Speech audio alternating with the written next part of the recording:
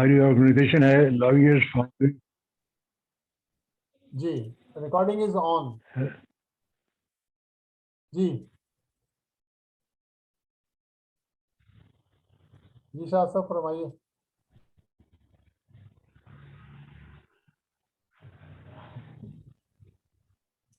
तो जी, तो अब ये हमारी ऑर्गेनाइजेशन है lawyers foundation for justice. Okay. तो उसका ये रजिस्टर्ड ऑर्गेनाइजेशन है हमारी। तो उसके तहत हम पब्लिक इंटरेस्ट के केसेस लेते हैं, आईनी पिटीशनें डालते हैं हाई कोर्ट में, सुप्रीम कोर्ट में। तो पब्लिक इंटरेस्ट का काम ज़्यादातर हमारा यही होता है। तो बाकी अब मेरी एज चूँकि ज़्यादा हो गई तो मैं कमर्शियल प्रैक्टिस नहीं करता हूँ अब ये अच्छा। इसी पब्लिक इंटरेस्ट में करता है ये। तो और भी हमारे साथी हैं तो करते रहते हैं। कभी कामयाबी होती है, कभी नहीं होती है, क्योंकि अच्छा सर, एक क्वेश्चन है जुडिशरी मेरा के। जी कि पाकिस्तानी आइन के अंदर फैसले जी। अक्सरियत की बुनियाद पे किए जाते हैं, ना कि दलील और जस्टिस की बुनियाद पे। Why it is so? कई चीज़ें हैं हमारे जो आइन है उसके में कुछ ऐसी कमी है कि जुडिशरी की क्वालिटी जो है वो अप टू द मार्क नहीं होती। मिसाल के तौर पर ये जो हमारा आइन है ये बरतानिया ने हमारे ऊपर गवर्नमेंट ऑफ इंडिया एक्ट 1935 ठीक। लागू किया था, तो उसकी कॉपी की हमने आइन बनाया गया। तो उसमें ये कहीं नहीं लिखा हुआ कि सुप्रीरियर कोर्ट के जजेस हैं उनकी अपॉइंटमेंट मेरिट पे होगी। तो ये एक बड़ा डिफेक्ट है जिसमें हमारी क्वालिटी ऑफ जजेस भी अफेक्ट होती है। सही। क्योंकि दुनिया में जहाँ पे जमहूरियत है वहाँ पे जजेस की अपॉइंटमेंट बड़े डिटेल इन्वेस्टिगेशन के बाद मेरिट पे होती है, लेकिन हमारे यहाँ ये प्रोसेस नहीं है। तो इसका भी असर पड़ता है। तो अब वो चूंकि एक पैटर्न ऐसा चल रहा है कि क्वालिटी के जजेस नहीं पहुंचते सुपीरियर जुडिशरी में, तो उनके जो आउटपुट है वो भी अप टू द मार्क नहीं होता। तो बेसिक बात प्रॉब्लम तो ये है। नहीं, मेरा सवाल ये है, जैसे मैंने आपको बताया ना, हमारे आइन में कहीं। जी हमारे आइन में लिखा हुआ है जी कि अक्सरियत की बुनियाद पे फैसले किए जी। जाते हैं या करने चाहिए या होंगे। ये हमारे कॉन्स्टिट्यूशन में लिखा हुआ है। मैं उसके ऊपर क्वेश्चन उठा रहा हूँ कि क्यों हमारे आज तक हमारी जो लॉयर फ्रेटर्निटी है उन्होंने इस चीज को ना नोट किया, ना उन्होंने उसको रेज किया, और ना ही उसकी करेक्शन के लिए कोई काम किया। तो ये जो आपके इदारे आप लोगों ने बनाए हुए हैं, उनका पर्पस क्या है?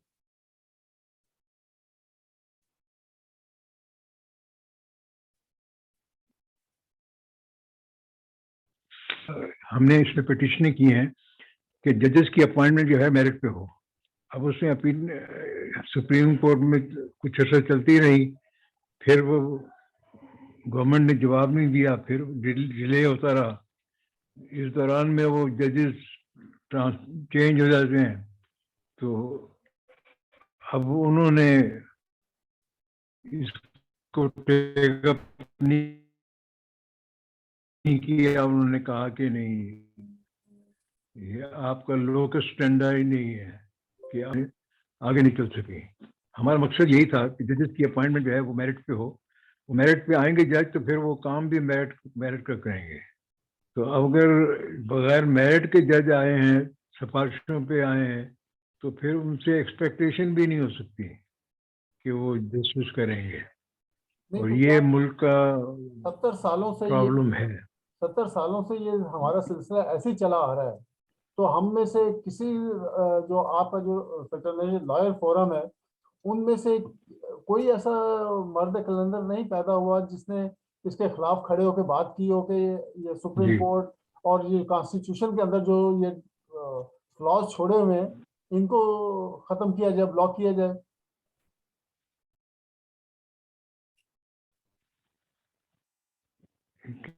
किसको ब्लॉक किया जाए? ये जो हमारा कॉन्स्टिट्यूशन की किसको किसको ब्लॉक? आइन आइन के अंदर लिखा हुआ है कि हमारे जो फैसले हैं, अक्सर जजेस जो हैं वो अक्सरियत की बुनियाद पे फैसले करते हैं या उनको करने चाहिए। हमारे कॉन्स्टिट्यूशन में लिखा हुआ है ये। हमारे कॉन्स्टिट्यूशन में लिखा तो है उनकी अपॉइंटमेंट ऑफ जजेस का क्या प्रोसीजर है, जी। लेकिन उसमें कहीं नहीं लिखा हुआ कि उनका उनकी अपॉइंटमेंट होगी ऑन मेरिट। मेरिट का कोई जिक्र नहीं है। तो इसलिए भी एक प्रॉब्लम होती है कि हमारी पिटिशन जब आती हैं तो वो कहते हैं आइन में तो लिखा हुआ नहीं है, तो हम मेरिट क्या करें।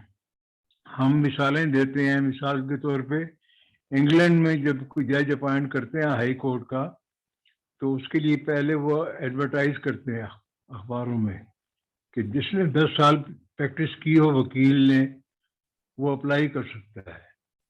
हम्म। एप्लीकेशन आती हैं, फिर टेस्ट होते हैं, इंटरव्यू, बैकग्राउंड चेक करते हैं, फिर जाके कोई 3-4 महीने के बाद वो गवर्नमेंट को, जुडिशियल अपॉइंटमेंट कमीशन है इंडिपेंडेंट, वो गवर्नमेंट को रिकमेंड करता है कि ये आदमी जज बनने के काबिल है, तो उस पे मेरिट की वजह से वो जज बनते हैं। हमारे यहाँ ऐसा कोई प्रोसीजर नहीं है। हमारे यहाँ बड़े खुफिया तरीके से किसी को जज बना दिया तो बन गया वो। लेकिन सर ये तो तो उसमें मेरिट की बात नहीं थी। ठीक है, तो एग्री करता हूँ मैं उसमें आप। हमारी जो पिटिशनें अब तक हैं कामयाब नहीं हुई। ठीक। लेकिन मैं ये जानना चाह रहा हूँ आपसे कि जो लॉयर हैं, क्या लॉयर को जज होना चाहिए या इन लोगों को जज की सीट पे लॉयर्स को प्रमोट करना चाहिए? देखें, दोनों चीजें हैं। हमारे यहाँ नीचे से लोअर जुडिशरी से भी प्रमोट हो जाते हैं हाई कोर्ट में, फिर वहां से सीनियर होकर सुप्रीम कोर्ट में चले जाते हैं। तो हमारे चीफ जस्टिस ऐसे भी रहे हैं जो नीचे से प्रमोट होके आए हैं। सर ये तो वही और बात होगी ना जो लेकिन मेजॉरिटी एक सफाई को मेजॉरिटी जजेस जो हैं वो लॉयर से मतलब ये तो वही बात हो जाएगी कि प्रैक्टिसिंग एक जजेस से सिपाही को होते आप हैं। जनरल के ऊपर प्रमोट कर दें, तो वो सिपाही का विजन जो है वो एक जनरल का विजन नहीं बन सकता। इसी तरह एक लॉयर का जो विजन है वो एक जज की तरह विजन नहीं हो सकता, और ना वो उसी तरह से इंडिपेंडेंटली फैसले कर सकता है। नहीं, देखे ना, अब जैसे जजेस जो मैंने बताया ना, जैसे जहाँ पे हमें कहा जाता है कि हमने इंग्लैंड को फॉलो किया है। अब इंग्लैंड में वो यही चीज देखी जाती है कि एक वकील ने कितना काम किया हुआ है। वो आम वकील तो अप्लाई नहीं कर सकता। वहाँ बैरिस्टर होते हैं जिन्होंने, अब देखते हैं कि उन्होंने कितने केस हैंडल किए हैं, 100 किए हैं, 200 किए हैं, तो क्या एक्सपीरियंस है उनका, और नहीं सर, उसमें कामयाबी कितनी हुई है, और उनका यहाँ पे एक कंडक्ट क्या और है, उनकी रेपुटेशन क्या है, ये सब यहाँ चीजें एक देखी और जाती हैं। हमारे क्या तो इंग्लैंड के जो लॉयर्स हैं और पाकिस्तानी लॉयर्स हैं, जी, उनका करिकुलम और उनका स्टेटस एक ही है, या वो नकलें पास मार के पास होते हैं? ब्रिटिश में कभी कोई ऐसा केस सुना जो नकल मार के पास हुआ हो लॉयर, और हमारा कोई ऐसा लॉयर जो बगैर नकल के पास हुआ हो?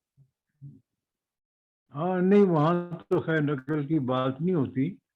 ये तो हमारे यहाँ थर्ड वर्ल्ड कंट्रीज में होती है नकल बातें। वहाँ तो मेरिट बहुत अच्छा रखते हैं वो, तो तो वो जब कंपैरिजन नहीं है। तो जब हम इंग्लैंड को फॉलो करते हैं तो ये क्यों नहीं फॉलो करते? हम नहीं करते ना। अगर करते होते तो फिर तो ये जुडिशरी हमारी उस स्टैंडर्ड की होती। Very true. हमारे यहाँ फॉलो नहीं करते ना उसको। नहीं तो जब आप कहते हैं ये कि लॉयर वो जो सिलेक्शन ऑफ जजेस है वो लॉयर को प्रमोशन के बाद की जाती है, जबकि उनका करिकुलम या उनका जो स्टेटस है या उनका सिस्टम है उसमें तो चीटिंग की गुंजाइश ही नहीं है। और जबकि हमारा कोई लॉयर बगैर नकल के पास होता ही नहीं है, उसकी अपनी कोई स्टडी नहीं होती, उसका अपना कोई विजन नहीं होता, वो अपने सीनियर से कुछ मतलब वो बहस मुबाहिसा ही नहीं करते क्लास के अंदर।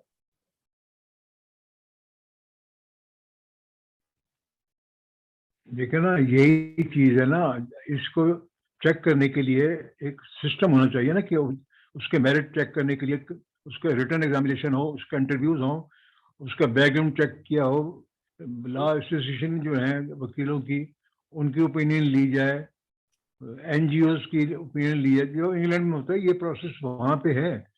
चाहे वो बगैर नकल के भी वकील बन जाते हैं, लेकिन इसके बावजूद भी वो जज बनने के लिए इस मेरिट से गुजरना पड़ता है। जी हाँ।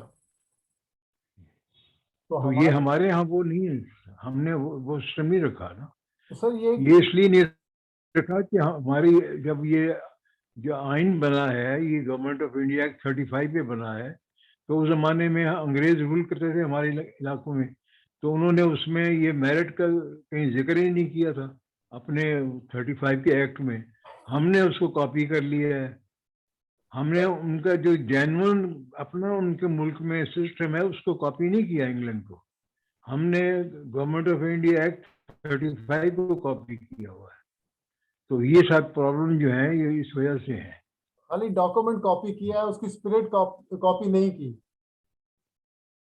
नहीं नहीं, डॉक्यूमेंट्री पे स्पेड भी कॉपी की। वो तो एक इंडिपेंडेंट कंट्री के लिए बना नहीं था, वो तो गुलामों के लिए बनाया था ना उन्होंने नहीं तो 1935 में। ठीक है सर, तो अभी तो तक वो उसको 2021 तक क्यों 1935 के ऊपर हम काम कर रहे हैं?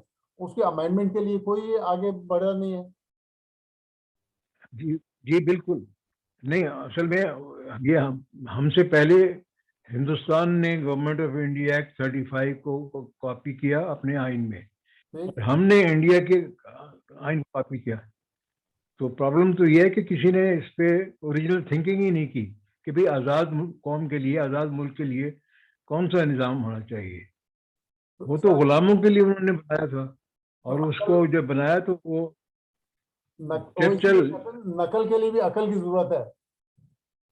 जी हाँ बिल्कुल बिल्कुल। तो तो हमारे लोग नकल भी इंग्लैंड की नकल नहीं की ना हमने, तो वो गुलामी के एक आइन बनाया था 35 का एक्ट, जी जो लागू किया था उन्होंने, और फिर वो 47 तक चलता रहा, आगे चलता रहा। जब नया आइन बनाया इंडिया ने, तो फिर वो फिर उसी को कॉपी कर लिया। प्रॉब्लम तो सारा ये है।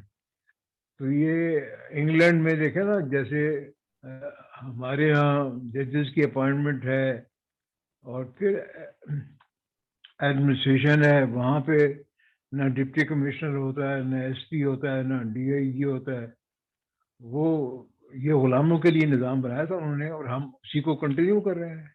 हम तो गुलामी में रह रहे हैं असल देखा जाए तो।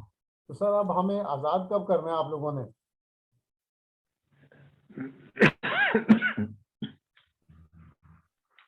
असल में इसमें काफी लोग हैं जो काम कर रहे हैं। कल भी एक जगह पे मैं गया हुआ था, तो वहां भी यही चीजें डिस्कस हो रही थी कि इसका क्या इलाज किया जाए। हम अगर जुडिशरी के पास जाते हैं कि ये इसको डेमोक्रेटिक करो, तो वो आगे जजेस का क्योंकि कोऑपरेशन नहीं होता, वो खुद अपॉइंट होते हैं सिफारिश पे, सही। जज बनते हैं वो सिफारिश पे, ना मेरिट पे नहीं बनते। तो वो इसको ठीक करना चाहते ही नहीं। तो ये एक बड़ा प्रॉब्लम है। ये तो तो सर कोई गवर्नमेंट ऐसी स्ट्रांग आए जो इसको रिफॉर्म करे। लेकिन इसका कोई जजेस होमवर्क खुद आप तो लोगों रिफॉर्म ने नहीं तैयार कर किया सकते हुआ है? अपने आप को, वो खुद जी। इसका कोई होमवर्क आप लोगों ने तैयार किया हुआ है? अगर कोई गवर्नमेंट आती है तो वो खुद तो लॉयर नहीं होंगे, वो फिर अगेन लॉयर फ्रेटर्निटी की तरफ जी दिखाएंगे कि जी हमारे पास, तो आप लोगों ने उसकी कोई तैयारी की हुई है? जी किए हुए बिल्कुल, ये जो हम पिटिशनिंग करते हैं यही करते हैं। अब जैसे गवर्नमेंट हमारे यहाँ अच्छी क्यों नहीं आती, उसकी वजह ये है कि जो इंग्लैंड में है वो इलेक्शन से पहले जो कैंडिडेट है वो उस अपनी कॉन्स्टिट्यूएंसी में जाता है और पार्टी के लोगों से मीटिंगें करता है वार्ड लेवल पे। सही। अगर उनको सेटिस्फाई कर दे तो वो जो वहां पे पार्टी के मेंबर हैं वो रिकमेंड करते हैं कि हमारा कैंडिडेट ये होगा। वहां पार्टी लीडर किसी को डायरेक्ट टिकट नहीं दे सकता कि वो इलेक्शन लड़े। हमने जो निज़ाम रखा है उसमें कोई ऐसी चीज नहीं है कि पब्लिक की इन्वॉल्वमेंट हो। तो जब आप ऊपर से टिकट दे देते हैं, पार्टी लीडर जैसे माफिया हेड होते हैं उस तरह से टिकट देते हैं, वो इलेक्शन होते हैं, अवाम की उसमें इन्वॉल्वमेंट नहीं है। तो कल इसी पे डिस्कशन थी हमारी, कोई 1 घंटा 1.5 घंटा रही कि भाई ये जो अपॉइंटमेंट ऑफ कैंडिडेट है वो राइट है हर सिटीजन का, और वो राइट भी नहीं दिया गया हमारे आइन में। और हमने उसे पिटीशन की, मैंने उसको प्रेजेंट किया वहाँ पे सुप्रीम कोर्ट में, और वो जज साहब थे उन्होंने बस ऑर्डर कर दिया कि ये लोकस स्टैंडाई नहीं है, ये आपका कोई राइट नहीं है, आप ये डिमांड कर रहे हैं, क्योंकि आइन में ऐसी चीज नहीं है। और पॉलिटिकल पार्टी ऑर्डर होता है उसमें भी ऐसी नहीं है, तो हम नहीं करते। यानी वो कोई इनिशिएटिव लेने को तैयार नहीं है अच्छा कोई सर, रिफॉर्म्स के लिए। एक एक बात हम तो जाते हैं, अब देखना ट्रैवल इनिशिएट करना पड़ता है लाहौर से इस्लामाबाद के लिए जी जी। सुप्रीम कोर्ट में जाने के लिए। तो कई दफा कुछ भी रिजल्ट नहीं निकलता, बड़ा मसला हो जाता है। तो तो अब सर इनिशिएटिव के लिए हम तो हमने 2-3 पॉइंट्स पे हमने सदारती निज़ाम के लिए पिटीशन दायर की हुई थी, और पिछले दिनों वो उसको डिस्कार्ड कर दिया गया। तो कहना ये है कि नहीं देखे सदारती निज़ाम वो में जो फिर डिस्कस हमारे सुप्रीम किया कोर्ट। वो मैंने वो जी जी फरमाइए।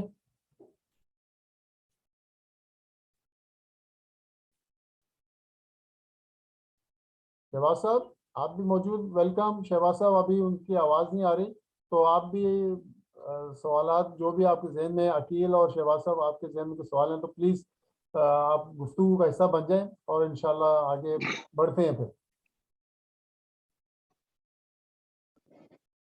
जी सर, अस्सलाम वालेकुम जी मेंबर्स। वालेकुम अस्सलाम। Sorry for little late sir. तो अब इंशाल्लाह पूरा सुना नहीं है मैंने, इनका जो फोकस था वो इंशाल्लाह क्वेश्चन करते हैं सुनने के बाद। जब आप लेट आएंगे तो फिर ऐसे ही होगा ना। जी सर, वो उधर हॉस्पिटल चला गया था। कोई बात नहीं। शहबाज साहब आप मौजूद हैं? शहबाज साहब आप सुन तो रहे हैं मुझे? इसलिए लेट हो गया था। अरशद गिल्लू साहब आपकी आवाज़ नहीं आ रही हमें। जी जी मैं जी शहबाज साहब। जी मैं बाहर हूँ, और जी मैं घर से बाहर हूँ, और मैंने बाहर से ही ज्वाइन किया था। थोड़ी देर में मैं फिलहाल सुन रहा हूँ। अच्छा अच्छा। थोड़ी देर में मैं किसी पीसफुल जगह पे पहुंच के फिर मैं इंशाल्लाह ज्वाइन कर, फिलहाल सुन रहा हूँ।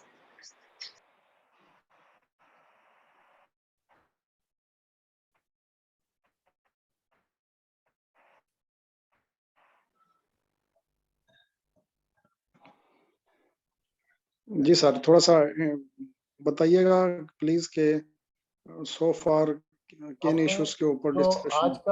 आज की हमारी डिस्कशन है वो जिससे हमने इनविटेशन में सबको भेजा हुआ है कि हमारी पाकिस्तान की पॉलिटिक्स में गलती कहाँ से हुई और जो कायद आज़म के क्लियर स्टैंडिंग ऑर्डर्स थे उनसे हमने क्यों डिफाई किया। तो इसके ऊपर राइट। इनसे गुफ्तगू कर रहे हैं।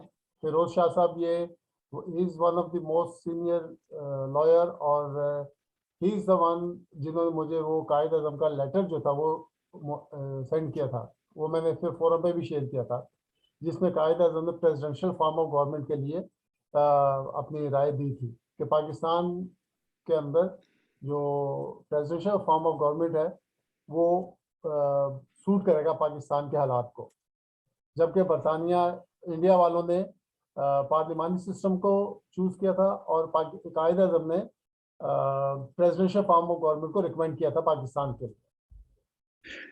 राइट। तो उसके ऊपर फिरोज शाह साहब हमारी रहनुमाई कर रहे हैं। Sir welcome again. और अब आपसे मैं ये दरख्वास्त करूंगा कि आप वो कायद आज़म का जो लेटर था प्रेसिडेंशियल फॉर्म ऑफ गवर्नमेंट के लिए, उसके ऊपर जी। आप हमें कुछ एनलाइटन करें कि वो किस तनाजुर में था और उसका क्या बैकग्राउंड क्या था। कायद आज़म बेसिकली बहुत अच्छे लॉयर थे, कॉन्स्टिट्यूशन पे उनकी नज़र थी, तो उन्होंने उसमें अगर आप पढ़ें तो उसमें उन्होंने लिखा है कि उसमें parliamentary form of government has worked only in England, nowhere else. और फिर उसमें लिखा है उन्होंने presidential form of government more suited to Pakistan.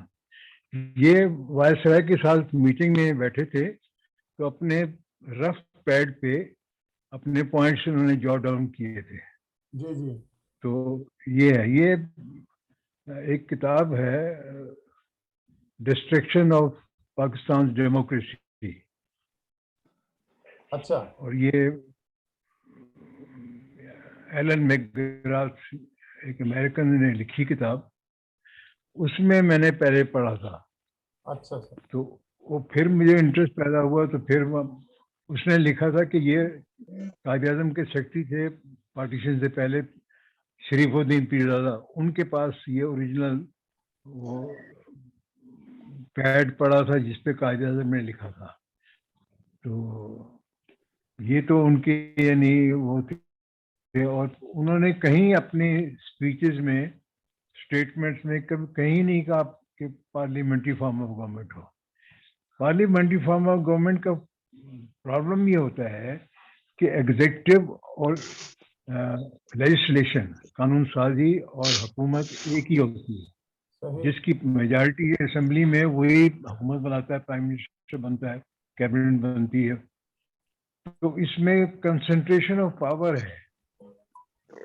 ये कंसंट्रेशन पावर की वजह से चेक्स एंड बैलेंस नहीं होते। अब जैसे हमारे यहाँ हुआ है, हमारे यहाँ उन्होंने जो प्रोजेक्ट्स बनाए हैं जिस पे लोन लिया है, कहीं चेक नहीं किया किसी ने असेंबली ने कि भाई आप लोन किस काम के लिए ले रहे हो, क्यों ले रहे हो। पूरा मुल्क जो है हमारा वो दलदल में फंसा हुआ है। ये प्रेसिडेंशियल फॉर्म में ये नहीं होता। प्रेसिडेंशियल में उनकी जो बुनियाद है जी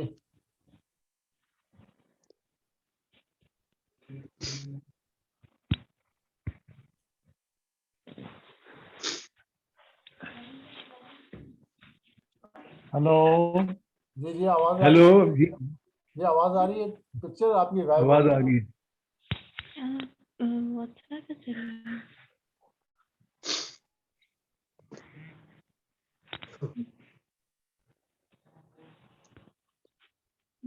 जी सर थैंक जी यू।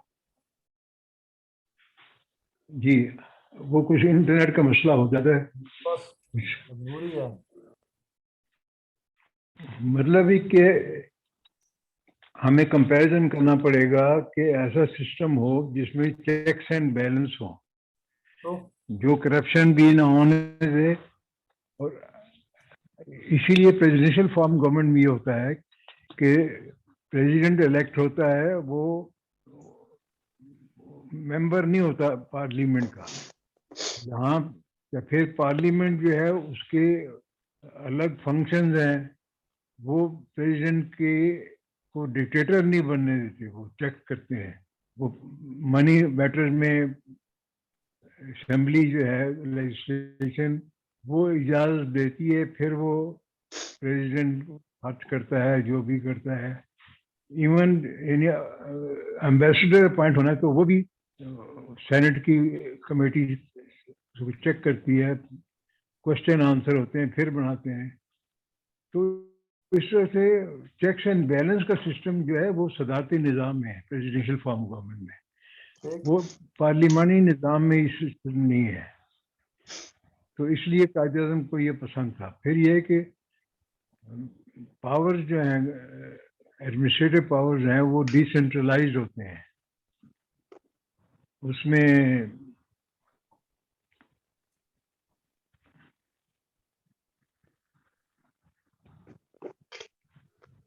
जी आप कंटिन्यू रखें, आप कंटिन्यू रखें। हाँ, तो ये डिसेंट्रलाइजेशन इतनी है कि जैसे अमेरिका में है, वहाँ पे अब जैसे हमारे यहाँ तो 4 पुलिस फोर्सेस है ना, पंजाब, सिंध, केपी, बलूचिस्तान की। जी जी। अमेरिका में 18,000 पुलिस फोर्सेस हैं, यानी हर गांव जो है 4-5 हजार की आबादी का, वो अपनी पुलिस खुद भर्ती करता है ओके। और उसको 4 साल के लिए इलेक्ट करते हैं शेरिफ को, यानी एसएचओ जो है या एसपी पुलिस, उसको वो 4 साल के लिए मकामी लोग इलेक्ट करते हैं। और फिर वो उनके पास पावर होती है कि अगर वो काम ठीक नहीं कर रहा तो उसको रिकॉल के फिर वोट डाल के हटा भी सकते हैं, 4 साल से पहले ही हटा सकते हैं।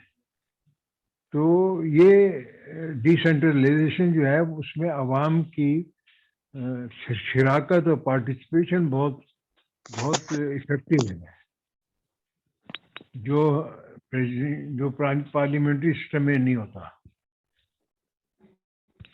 ठीक।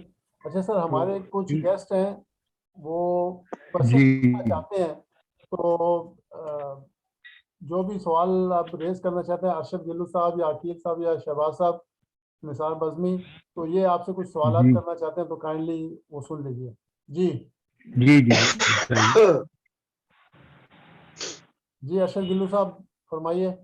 जी सर, अस्सलाम वालेकुम रहमतुल्लाहि व बरकातहू। वालेकुम सलाम। वालेकुम सलाम। जी सर, शाह साहब से मेरा सर एक सवाल है सर, मुख्तसर सा, जी कि क्या इस कॉन्स्टिट्यूशन से में रहकर हम अब आगे बढ़ सकते हैं, हमारा मुल्क आगे बढ़ सकता है? यही बस मुख्तसर सा सवाल है सर। यही। देखें, जब तक ये कॉन्स्टिट्यूशन है, इस जी सर, कॉन्स्टिट्यूशन के तहत तो हम आगे नहीं बढ़ सकते। ये बड़ा ठीक हो मसला गया। है, इस कॉन्स्टिट्यूशन की वजह से ही है कि आप देखें जी ना, सर। आपके पास लीडरशिप आती है इस कॉन्स्टिट्यूशन के जरिए से, वो जी सर, क्वालिटी ठीक नहीं होती, इसलिए कि ये बिल्कुल सर। मनी गेम, पैसे की गेम बन गई है सियासत। और वो जी सर। कॉन्स्टिट्यूशन इसमें उनको हेल्प करता है। अभी इनसे पहले मैं बात कर रहा था कि अल्लाह। कैंडिडेट जो है वो अपने इलाके के लोगों की मर्जी के बगैर कैंडिडेट बन जाता है। वो इस जी कॉन्स्टिट्यूशन सर। में ये प्रॉब्लम है। तो जिसके पास पैसा ज्यादा है वो पैसा खर्च करके सेनेट का मेंबर भी बन जाता है। बिल्कुल सर। तो इसका क्या हल है सर? किस तरफ हम कैसे आगे बढ़ेंगे? पाकिस्तान कैसे आगे बढ़ेगा? जी, तो इस कॉन्स्टिट्यूशन में जो प्रॉब्लम्स हैं उसकी वजह से ये मुल्क तरक्की नहीं कर रहा, बल्कि इसको नुकसान जी सर। बहुत हो रहे हैं। कर्जों में फंस गया है, बैड गवर्नेंस है, हम्म। रिश्वत बेईमानी बहुत है। तो इस कॉन्स्टिट्यूशन की वजह से ही है ये प्रॉब्लम। बिल्कुल सर। मेरा इसलिए एक question है। हम भी ट्राई कर रहे हैं, कई लोग और कोशिश कर रहे हैं कि इस मुल्क में सदारती निज़ाम होना चाहिए, जो कि बिल्कुल अमेरिका में है, और ईरान ने भी उसको कॉपी किया काफी अपने आइन में, फ्रांस तो में क्या भी। मौजूदा सिस्टम में रहते हुए सर, सॉरी सर, मौजूदा सिस्टम में रहते हुए क्या हम सिद्धार्थी निजाम की तरफ बढ़ सकते हैं? अमेंडमेंट करके बनाया जाएगा ना, अच्छा यानी वो अमेंडमेंट होगी आइन में, या नया आइन बनाया जाए। इसमें भी अमेंडमेंट हो सकता है, क्योंकि देखें ना जी अब सर। ये जैसे सेनेट है हमारे यहाँ, ये सेनेट पार्लियामेंट्री सिस्टम में नहीं होता, ये प्रेसिडेंशियल में होता है। तो ऐसे चूं चूं का मुरब्बा बनाया हुआ ना उन्होंने।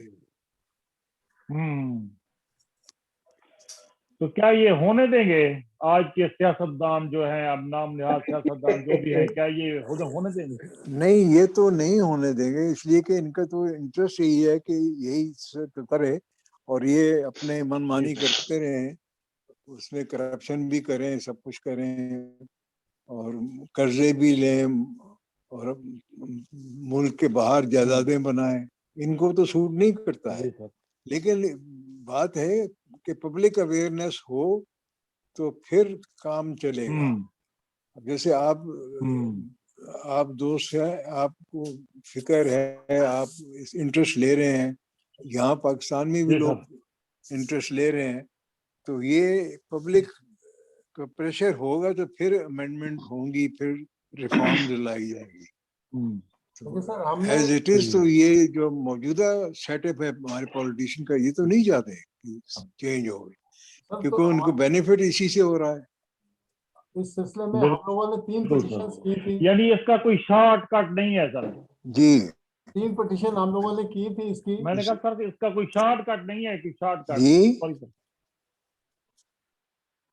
मैंने कहा सर इसका कोई शॉर्टकट नहीं है, शॉर्टकट यानी नहीं है। इसका कोई शॉर्टकट तो जल्दी देखे ना, हल।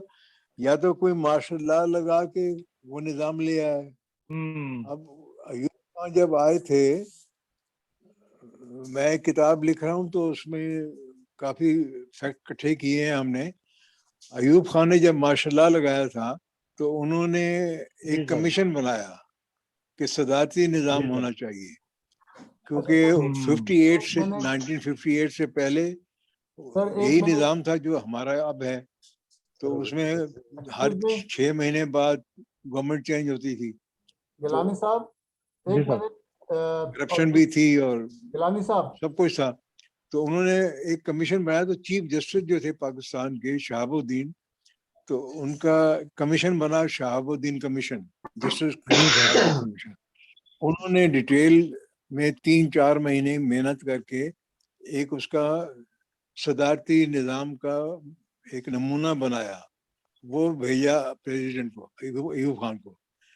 तो अयूब खान ने कहा, जज साहब आपने क्या बनाया है, मेरे पावर्स आपने सारी इसमें ख़त्म कर दी हैं, क्योंकि जैसे अमेरिका में है, पुलिस प्रेसिडेंट के अंडर नहीं होती, मैजिस्ट्रेट ही उसके अंडर नहीं जब ये होती। डिस्कनेक्ट हो तो दोबारा इसको रीजॉइन कर लें। सर ये 2 मिनट के बाद डिस्कनेक्ट हो जाएगा, तो आप दोबारा से जी जूम लिंक को क्लिक करें और दोबारा हम इस सेशन को दोबारा स्टार्ट करेंगे। जब ये हमारा लिंक टाइम आउट हो जाएगा ठीक है, तो उसके बाद फिर आप तो दोबारा 2 इसको मिनट के रीलिंक कीजिएगा सर। अभी नहीं, अभी 1 मिनट बाकी है। After 1 minute it will be disconnected automatically. 1.5 minute के बाद ये डिस्कनेक्ट हो जाएगा, तो उसके बाद आपने दोबारा इसको रिकनेक्ट करना है। Right sir. हेलो, जी जी हेलो, राइट। अस्सलाम वालेकुम। वालेकुम सलाम। फिरोज साहब, ये सदारती निज़ाम की आपने बात की, तो इसके लिए आप क्या पैगाम देना चाहेंगे हमारी पाकिस्तानी अवाम को कि हमें इस सिलसिले में क्या किरदार अदा करना होगा? देखें, इसमें पाकिस्तानी अवाम को पहले बहुत कंफ्यूज किया गया है कि वो कहते थे कि अयूब खान साहब जब आए थे पावर में तो उन्होंने सदारती निज़ाम बनाया था। तो मैं बता रहा था कि उन्होंने सदारती निज़ाम नहीं बनाया था, एक धोखा था वो भी जो निज़ाम बनाया था, क्योंकि उन्होंने कहा था कि चीफ जस्टिस को कहा था पाकिस्तान के चीफ जस्टिस शहाबुद्दीन, तो शहाबुद्दीन कमीशन बना और उन्होंने रिपोर्ट बना के दी कि सदारती निज़ाम ये है,